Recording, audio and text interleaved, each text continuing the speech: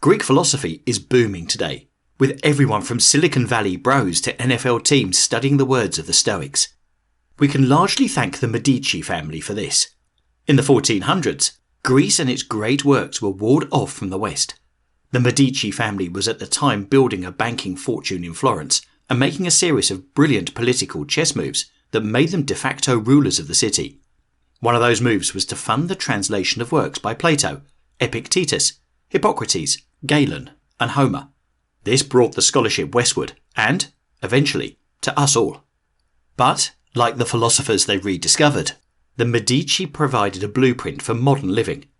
The impulse that led them to uncover scholarly work was part of a larger mission related to personal and professional growth, one in which they saw themselves as an important part of a much larger system, and the principles they pursued can make your day better right now. Cosimo de' Medici was just another businessman until he established an elaborate favour network in the early 1430s. He focused on doing good turns for Florence's businessmen, politicians, and religious leaders. Within a few years, everyone of influence in Florence was beholden to Cosimo, even the Pope, to whom Cosimo gave large and favourable loans. This tactic helped Cosimo run Florence behind the scenes, becoming, as Pope Pius II said, a king in all but name. New science conducted in the Netherlands backs his technique.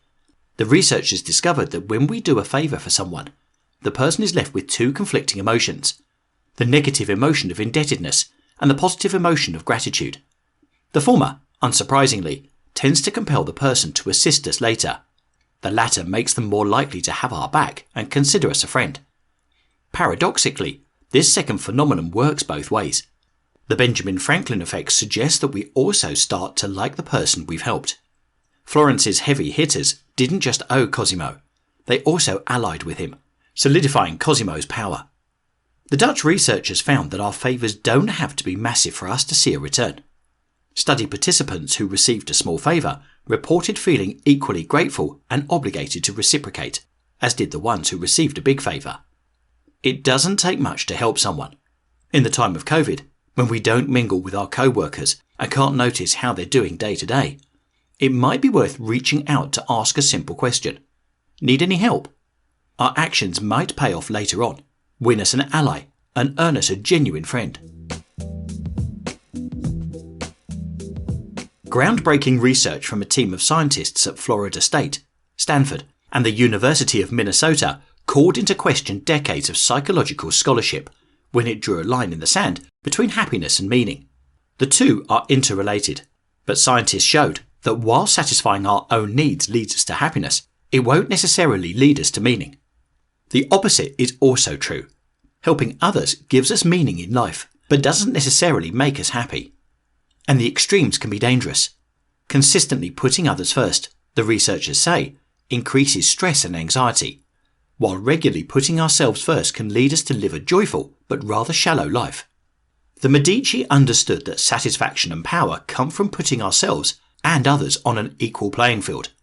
The family, of course, was swimming in money, but historians point out that there were plenty of other rich families in Florence at the time. The Medici endured because they used much of their time, money, and influence to bolster the Republic of Florence.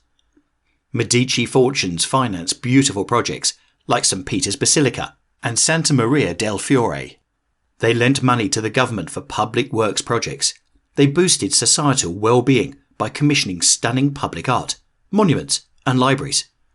In his 1974 biography of Lorenzo de' Medici, Cosimo's grandson, the historian Hugh Ross Williamson wrote that Lorenzo would neglect no opportunity of protecting, increasing, adorning and raising the city, but was always ready with counsel, authority and painstaking, in thought and deed, shrank from neither trouble nor danger for the good of the state and its freedom.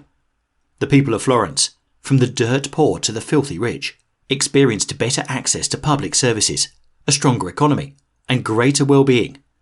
The Medici, meanwhile, could wield more influence. The Medici nearly single-handedly took Europe out of the Dark Ages and ushered in the Renaissance, a period perhaps best known for its art. The family funded the greatest works of Botticelli, Leonardo da Vinci, Michelangelo, and Raphael. We can even thank the Medici for the invention of the piano and opera.